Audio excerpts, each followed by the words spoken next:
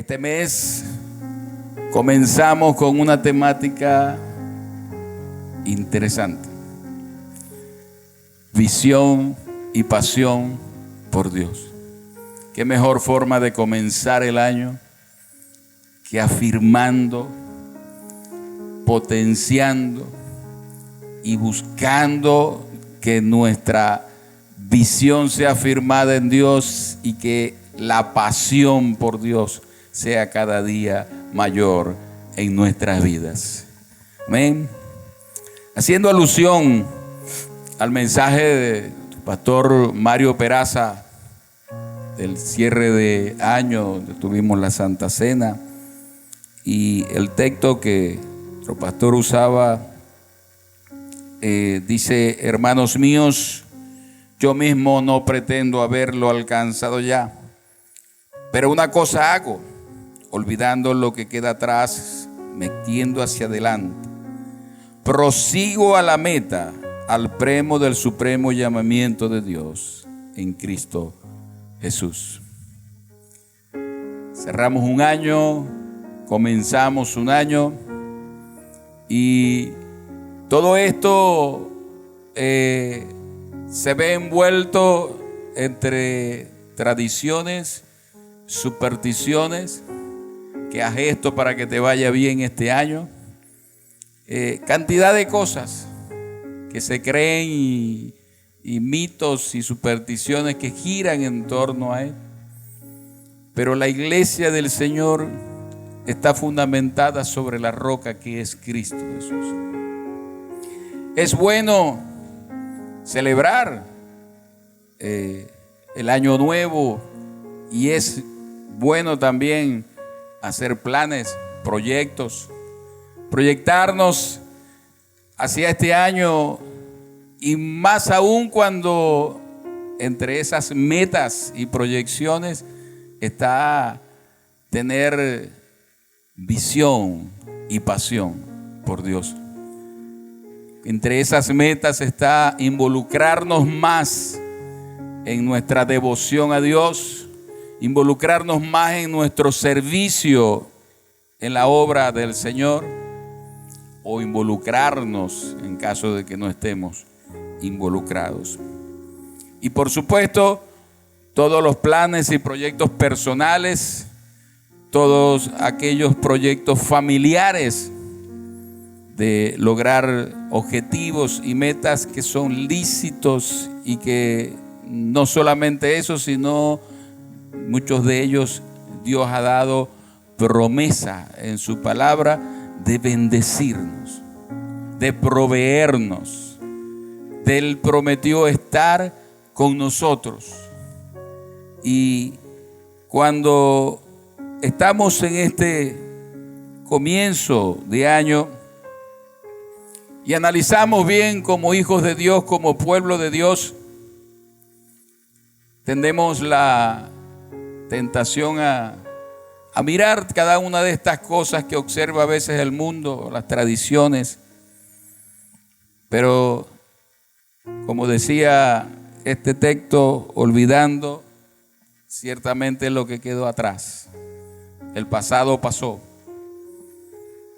Tenemos un presente y tenemos un futuro. Me extiendo hacia adelante al premio del supremo llamamiento de Dios en Cristo Jesús. ¿Qué es lo que el apóstol Pablo está diciendo?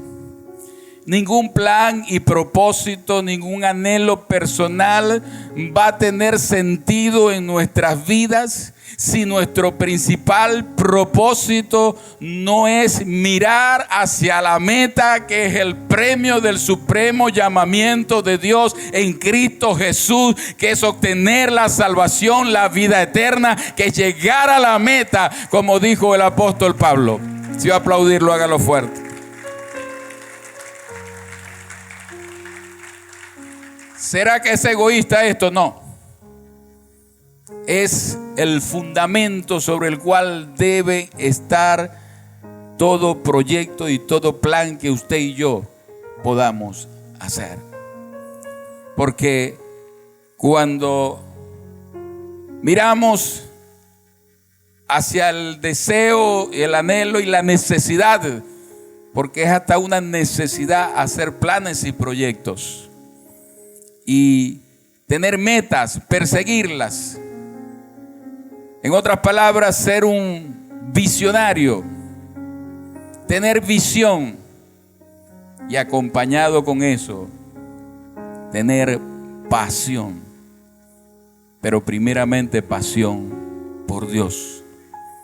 De ahí en adelante, Dios que nos ama, Dios que nos ama como hijos, como pueblo, anhela también, y de hecho está establecido en su palabra, cada una de las promesas que nos ha hecho mientras estamos en este mundo.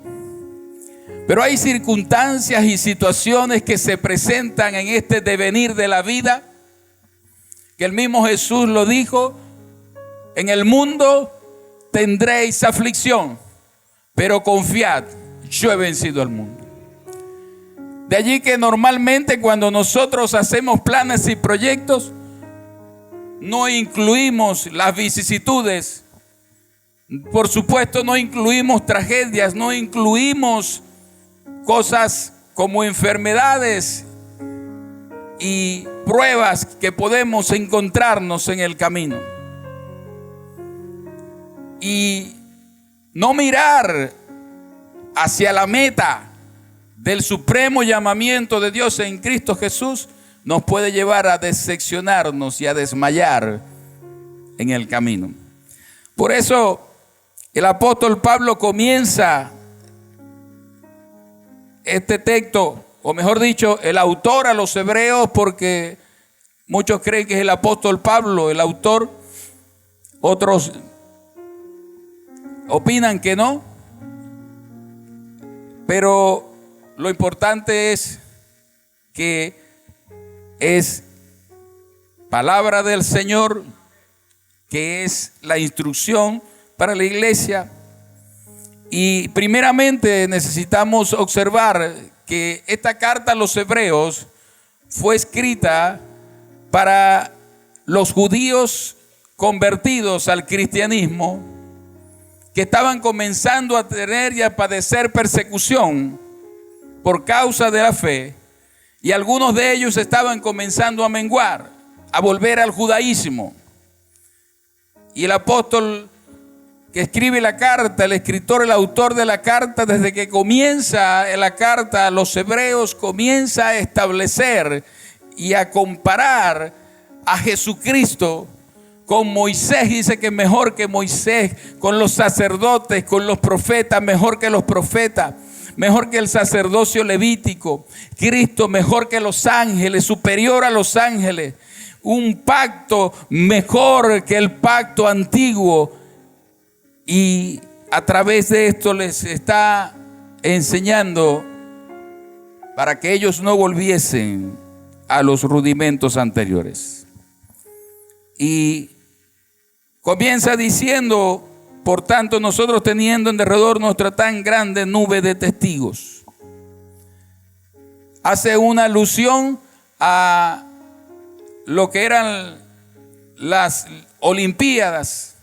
Lo que se hacía mucho era, se practicaba mucho en el antiguo Roma, las carreras, los deportes, y para ellos era algo que hacer esta analogía podían entender de qué se trataba, teniendo esta gran nube de testigos. O sea, él quiere hacer una analogía y es como imaginarse que todo el Coliseo romano esté lleno de gente, pero que aquí esta gente que está nombrando se está refiriendo a los héroes de la fe. Que dice la palabra por tanto, viene hablando del capítulo anterior de Hebreos 11, de los héroes de la fe, de aquellos que alcanzaron la promesa por la fe y la obediencia. Y esta carrera de la fe nos depara circunstancias y nos depara a veces situaciones, como decía, que no las tenemos en cuenta, pero que cuando atendemos a la palabra, primeramente hay 3 exhortaciones en estos 2 versículos que hemos leído. Y lo primero que dice es: despojémonos de todo peso y del pecado que nos asedia. Despojarnos del peso. Cualquiera no va a una carrera con una vestimenta inadecuada. Cualquiera no va a una carrera con un peso que le restaría la habilidad para poder llegar a la meta, o para llegar de último si es posible. No, iría con la vestimenta adecuada. Despojémonos del peso. Hay cosas que traen peso a la carrera cristiana. Hay cosas que, aunque no son pecado, si nos restan tiempo, si nos distraen de la meta, es un peso que debemos despojarnos. Despojaos del peso. Hay cosas que producen peso a nuestras vidas. El apóstol decía: todo me es lícito, mas no todo me conviene. Todo me es lícito, mas yo no me dejaré gobernar. Y necesitamos entender que hay que despojarse de algunas cosas que, aunque no son pecado, traen peso a nuestra vida cristiana. Y la palabra de Dios dice que si el Hijo libertare, seremos verdaderamente libres. En segundo lugar, debemos correr la carrera con paciencia.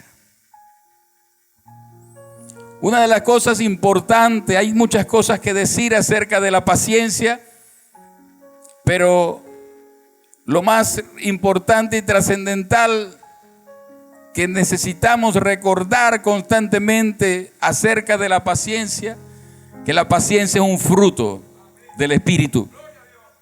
La paciencia es una consecuencia de estar con Él, de caminar con Él, de hablar con Él, de obedecer a Él, de buscarlo a Él. La paciencia es un fruto del Espíritu. Una vez un sobrino atravesaba una situación difícil y él me llega y me hace una pregunta bien puntual. Me decía: tío, ¿cómo hago para tener paciencia? Yo le dije: bueno, espérame, ahora yo voy a hacer una cosa y vengo, porque ese es un tema largo de contar. Porque eso no es como pedirlo y dámelo. No. Tiene que ver con conocerlo a Él. Tiene que ver con acercarse a Él.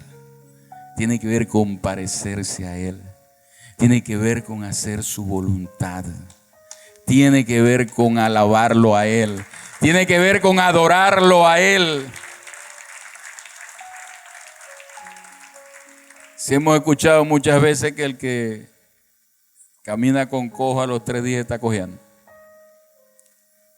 Y si usted y yo tenemos comunión con el Espíritu Santo de Dios, algo se nos va a pegar. Caminar con Él. Si me amáis, guardad mis mandamientos. El que me ama, mi palabra guarda. Y vendremos a Él, dijo el Señor, y haremos morada con Él y nos manifestaremos a Él. No solamente la morada, sino que Dios se va a manifestar en tu vida y en mi vida. De allí donde la paciencia, que es un fruto del Espíritu. La paciencia es un rasgo de la personalidad madura. La paciencia nos habla de esperar, no solo esperar, sino de saber esperar en paz. A veces me encuentro con gente quebrada, llorando, y dice, yo le creo a Dios, yo estoy confiando, y con un desespero. Hija, no estás confiando. A que es pecado, a que es un error. No. Hay situaciones donde sencillamente hay que expresar el dolor. Hay que venir con sinceridad delante de Dios y expresar lo que sentimos. Pero entonces a veces creemos que fe es negación de la realidad. Y la fe no niega la realidad. Por eso el salmista decía, en el día que temo, en ti confío. En el día que temo, en ti confío. El salmista también, si usted lee los salmos, dice, por las noches mis lágrimas inundan mi almohada. Dios sabe y conoce cómo tú te sientes. Y viene a mi memoria aquel evento donde David, estando en Siclag, y David y los hombres de guerra salieron a la guerra y quedaron las familias en Siclag. Y sucede que cuando ellos regresan de la guerra, todo el campamento estaba quemado, todo estaba destruido. Y dice la palabra que los hombres de David lo hacían culpable por lo que había sucedido. Y dice que ellos lloraron hasta que le faltaron las fuerzas para llorar. Imagínense eso como en un sollozo. Le lloraron hasta que les faltaron las fuerzas. Pero hay un espacio muy cortico en el verso siguiente, dice, más David se fortaleció en Jehová su Dios. Y dijo David, llamemos al sacerdote Abiatar, pásenme el efod, vamos a consultar a Jehová. Padre, los podré alcanzar, perseguiré a los merodeadores, lograremos recuperar nuestras familias, el botín. Y ve tras ellos, le respondió el Señor, porque ciertamente los alcanzarás y recuperarás todo lo que te ha sido robado. De aplaudirlo, hágalo para el Señor.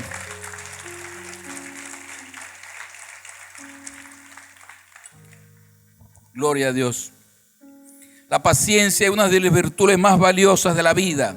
El aumento de la paciencia es considerado como la obra del Espíritu Santo. La paciencia revela nuestra fe en los planes, la omnipotencia y el amor de Dios. Cuando usted y yo tenemos paciencia, estamos diciéndole a Dios, estamos confiados en que tú tienes control. Estamos confiando en que tus planes son mejores que los míos. Cuando esperamos con paciencia, yo le digo siempre a la gente, y lo he aprendido, y como lo decía ahora, puede que en un momento estemos desesperados, pero a Dios le demostramos fe cuando nos recuperamos. Así como David lloró hasta que le faltaron las fuerzas para llorar, pero que nos recuperamos y nos levantamos. Y entonces David dijo, pásenme el efod. Yo creo que aquí lo que hay que consultar a Jehová, hay que consultar a mi Dios, aquel que todo lo puede, aquel que nunca me ha dejado, aquel que no falla. Vamos a consultar a Dios. Entonces la fe se demuestra cuando entonces yo me levanto, me recupero y digo, estoy creyendo en cada una de tus promesas. Estoy creyendo que tú eres poderoso para hacerlo. Estoy creyendo que tú me responderás, que tú no me has abandonado. Amén. Lo tercero es que debemos correr la paciencia con los ojos puestos en Jesús. Puesto los ojos en Jesús, el autor y consumador de la fe. Dice la palabra que a cada uno se nos ha dado una medida de fe. Pero ¿quién nos las dio? El Señor. ¿Y quién es el autor y consumador de la fe? El Señor. Entonces Él no solamente nos las da, sino que así como Jesús dijo en la cruz, consumado es. O sea, en otras palabras, terminado, pagado. El sacrificio fue perfecto. Así hace Él con nuestra fe. Él es el consumador de nuestra fe. Podemos estar confiados. Pero hay algo importante que necesitamos saber.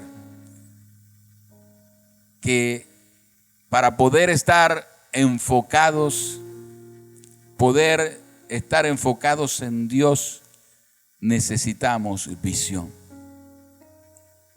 Y así como la paciencia es un fruto del Espíritu, una visión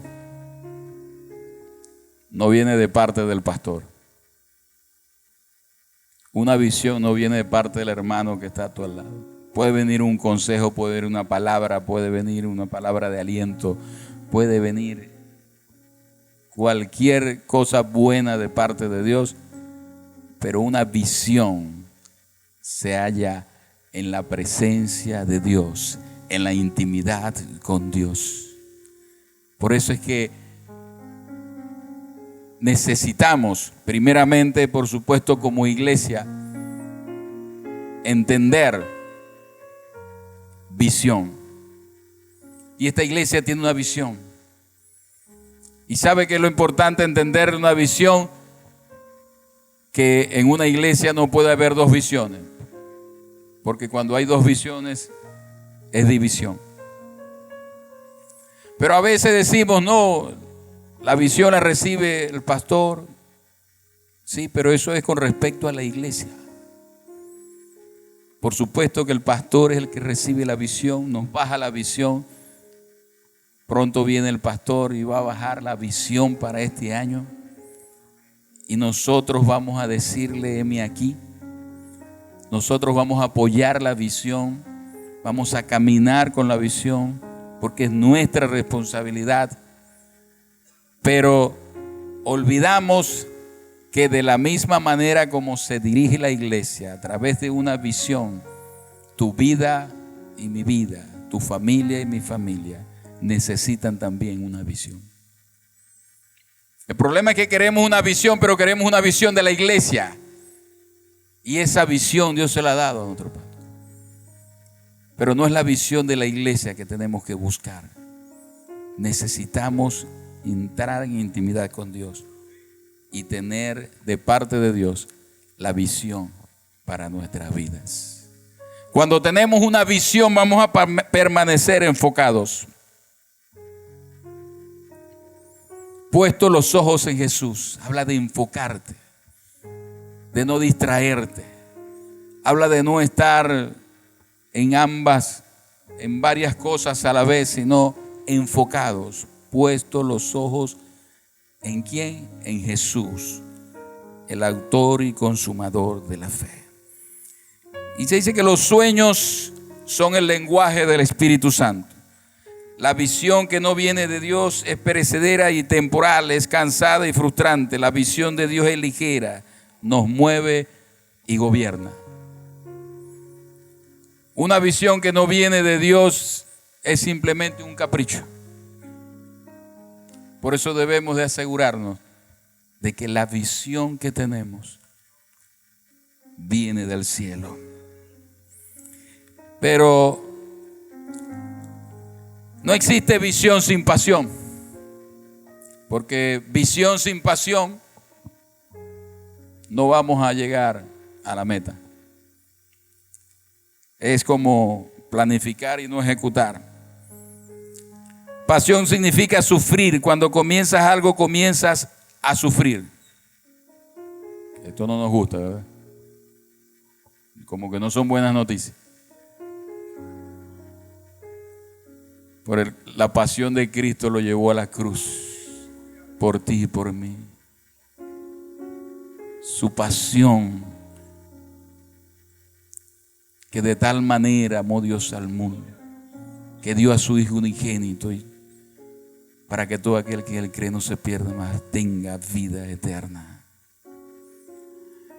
Hay un dicho por ahí que dice que todo comienzo es penoso. Siempre cuando comenzamos algo va a traer crisis. Por eso a veces preferimos quedarnos tranquilos. Nos gusta a veces la comodidad. Nos gusta allí donde nos amoldamos y no hay mucha turbulencia. Pero cuando queremos ver propósito de Dios cumplido en nuestras vidas, necesitamos tener visión y necesitamos pasión para ver la visión cumplida. Es la pasión lo que nos va a llevar a tomar riesgo. Necesitamos también optimismo. ¿Qué es optimismo? Es el rostro de nuestra fe y se fundamenta en la esperanza y la confianza en Dios y sobre todo en la creencia de que puede hacer que las cosas obren para bien y lo que es mejor para nosotros. Romanos 8:28 dice: a los que a Dios amamos, todas las cosas nos ayudan para bien. Entonces, no tiene que ver con la fe actitudes negativas. No se puede, no tengo, no se va a lograr. No es congruente con la fe. Es el optimismo lo que demuestra. Es el rostro de la fe. ¿Cuántos optimistas hay aquí? Independientemente de lo que haya ocurrido el año pasado, el nuevo año debe ser asumido con optimismo. Amén. Siempre Dios nos brinda oportunidades para corregir errores, para aderezar caminos, para resolver lo pendiente y para alcanzar las metas. También necesitamos, entre una de estas virtudes, la disciplina. La disciplina, considerada también importante como la visión, se relaciona con la ejecución para hacer lo que se quiere lograr, sea posible. Es tener la fuerza necesaria para llevarla a cabo, querer llevar esa visión a la realidad. Es esa fuerza de voluntad que surge hasta el punto de renunciar a ciertas cosas para alcanzar esa visión. La disciplina nos mantiene enfocados en los sueños que Dios ha puesto en nosotros. Puesto los ojos en Jesús. ¿Qué es la conciencia?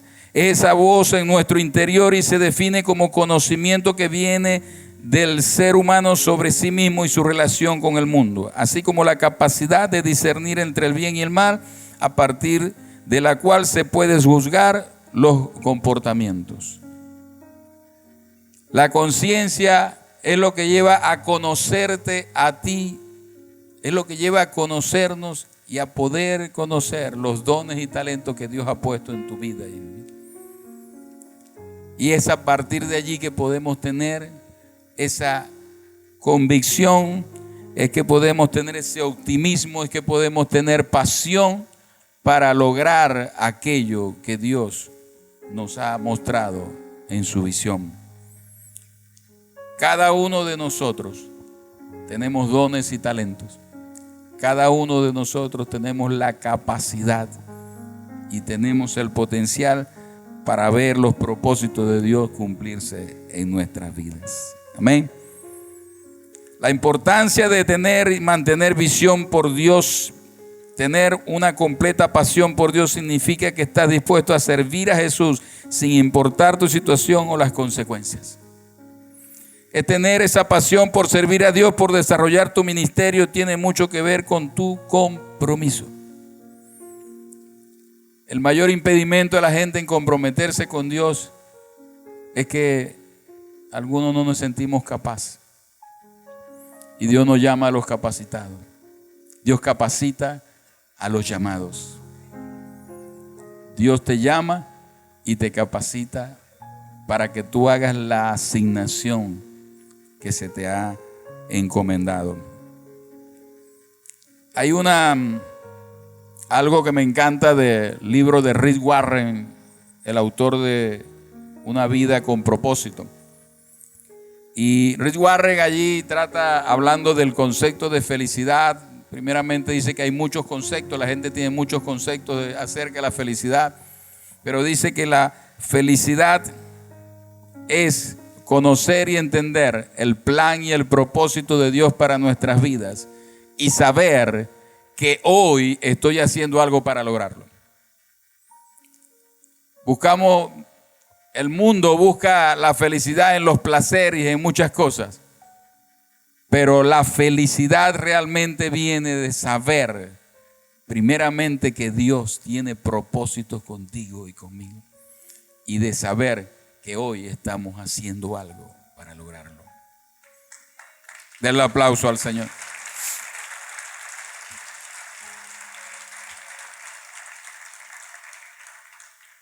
Recién convertido, tuve una visión que me ha mantenido hasta ahora. Y allí en esa visión, sin conocer mucho de la palabra, yo me veía ministrándole la palabra a otros. Y en la visión yo veía cómo el Espíritu Santo de Dios quebrantando, ministrando y haciendo su obra. Y aquello me impactó. Y esa visión, cada vez que yo tengo la oportunidad de ver a Dios ministrando a través de su Espíritu Santo una vida, eso para mí no tiene precio.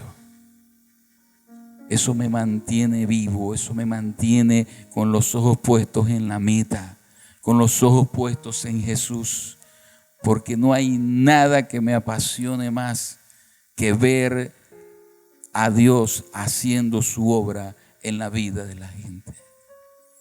Así como un día yo me encontraba necesitado, me encontraba perdido, alguien usó Dios para ministrarme.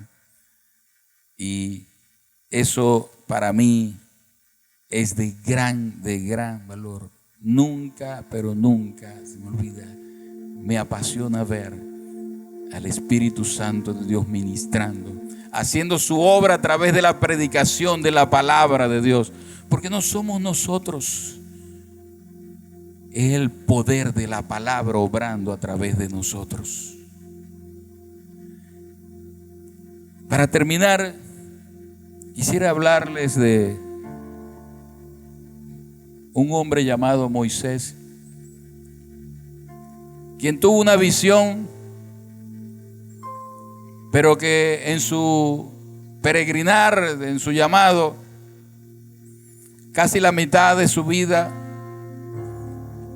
fue que allá, cuando se encontraba pastoreando las ovejas de su suegro Jetro, se encontró en un lugar allá donde una zarza ardía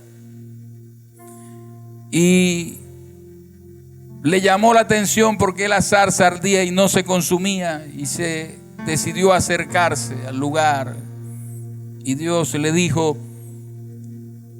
quita el calzado de tus pies porque el lugar que pisas es santo. Y le llamó por nombre y le dijo: Moisés, Moisés. Y Moisés vio aquella visión. Pero hay algo curioso en esto, que es la primera vez que Moisés ve una visión. Durante tanto tiempo no había recibido una profecía, nadie le había hablado, nadie había profetizado sobre él, Dios no le había hablado de esa manera, pero Dios le conocía por nombre. Y quizás tú te sientes hoy que estás sentado allí como Moisés, que has andado por la carrera cristiana, por este peregrinar, y que pareciera que como que no estoy en los planes de Dios.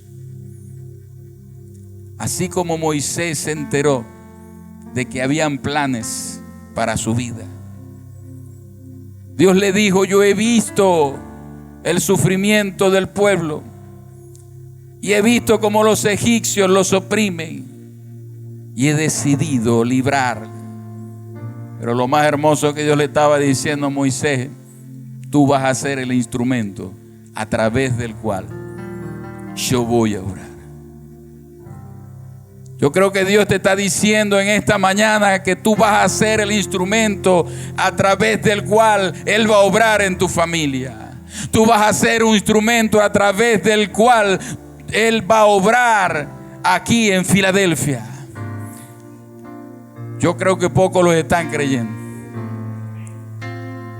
Ponte de pie, iglesia.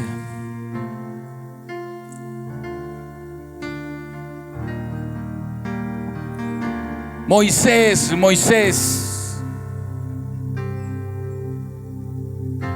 Yo me imagino el asombro de Moisés al escuchar su nombre.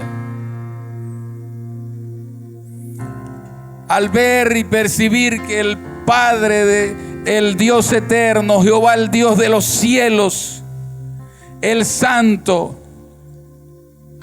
aquel que habita en lugares inaccesibles, estaba diciendo su nombre.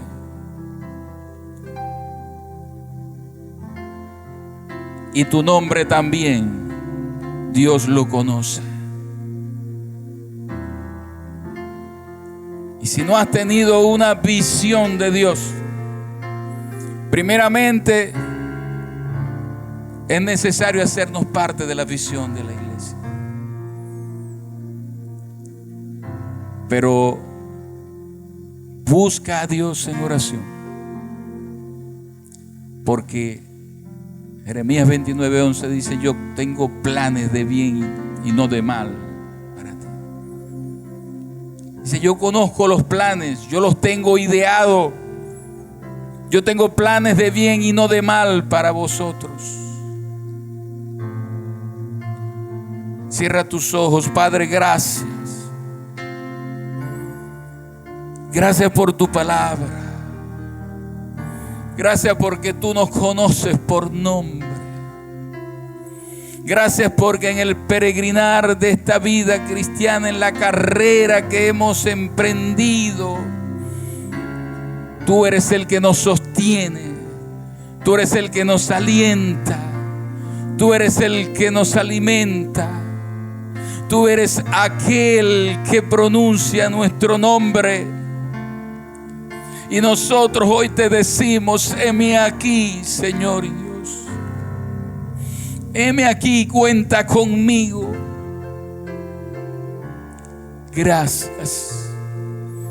Gracias porque así como al pueblo de Israel se acabaron los días de dolor, se acabaron los días de tribulación, se acabaron aquellos días de cautiverio, porque tú decidiste libertar a tu pueblo.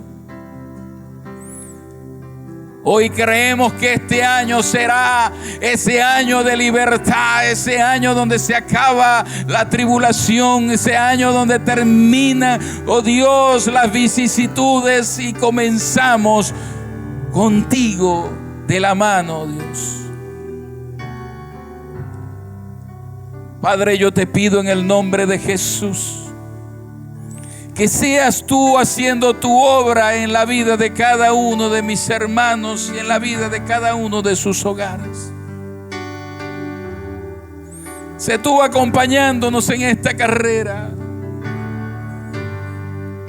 que no menguemos, sino que caminemos hacia adelante, hacia la meta del supremo llamamiento en Cristo Jesús. Por el poder de tu palabra y de tu Santo Espíritu, proclamo tu palabra de bendición sobre la vida de cada uno de mis hermanos. Yo te pido para ellos un año fructífero. Yo te pido para ellos, mi Dios, que la provisión que viene del cielo sea ahora sobre sus vidas. En el nombre de Jesús. En el nombre que es sobre todo nombre. Amén.